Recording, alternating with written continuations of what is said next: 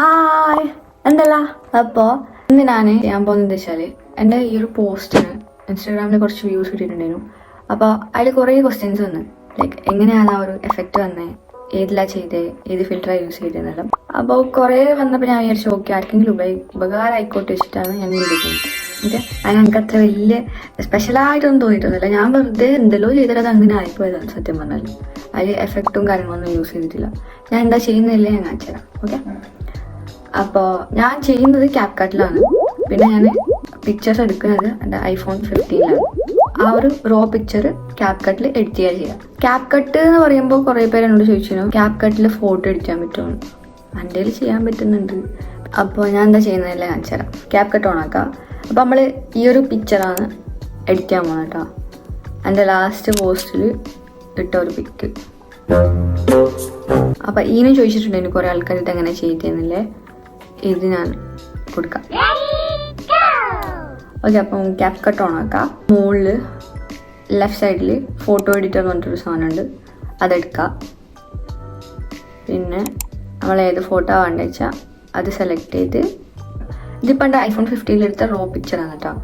അതിൽ ഞാൻ ചെയ്യുന്നത് വെച്ചാൽ ഇതിൽ അഡ്ജസ്റ്റ് എന്ന് പറഞ്ഞിട്ടൊരു സാധനമുണ്ട്, അതെടുത്തിട്ട് ഞാൻ ഫുള്ള് ജസ്റ്റ് അഡ്ജസ്റ്റ് ചെയ്യുന്നത് മാത്രമേ ഉള്ളൂ. അതിൽ ഫിൽറ്ററും എഫക്റ്റൊന്നും യൂസ് ചെയ്യില്ല.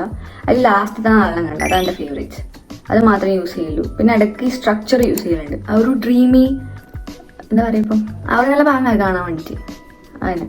പിന്നെ എൻ്റെ ഗ്രെയിൻസ് ഇല്ലാണ്ട് ഞാനൊന്നും ചെയ്യില്ല. ഫസ്റ്റ് ഞാൻ ഗ്രെയിൻസ് ഇടും.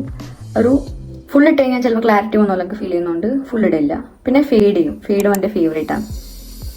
പിന്നെ ചെയ്യുന്നത് വെച്ചാൽ ടിൻറ്റ് നല്ലോണം കുറക്കും. അപ്പം നമുക്കൊരു മഞ്ഞ കളർ പോലെ കിട്ടും. അത് ഞാൻ ടെമ്പറേച്ചർ കുറച്ച് കൂട്ടും. ഫുള്ളൊന്നും കൂട്ടില്ല, കുറച്ച് കഴിഞ്ഞാലും നമുക്ക് നല്ലൊരു സാധനം കിട്ടും. അതായിട്ട് വേറെ ഒന്നും ഞാൻ യൂസ് ചെയ്യില്ല. പിന്നെ ടെക്സ്ചർ കുറച്ചുകൂടി കൂട്ടും. അത് ഗ്രെയിൻസ് പോലെ തന്നെയാണ്, നല്ല രസം ഉണ്ടാകും കാണാൻ വേണ്ടിയിട്ട്. പിന്നെ സ്ട്രക്ചർ ഫുള്ള് വർക്ക് കിട്ടാം. ആ ഒരു ഡ്രീമി സാധനം കിട്ടും. കണ്ടാൽ നിങ്ങൾക്ക് മനസ്സിലാവും. എനിക്കത് കുറച്ച് പാങ്ങായിട്ട് വന്നിട്ടും ചെയ്യുന്ന കേട്ടോ, വേറെ ഒന്നുമില്ല. ഇതാണ് ലാസ്റ്റ് ഔട്ട്പുട്ട് ആയിട്ട് വരുന്നത്.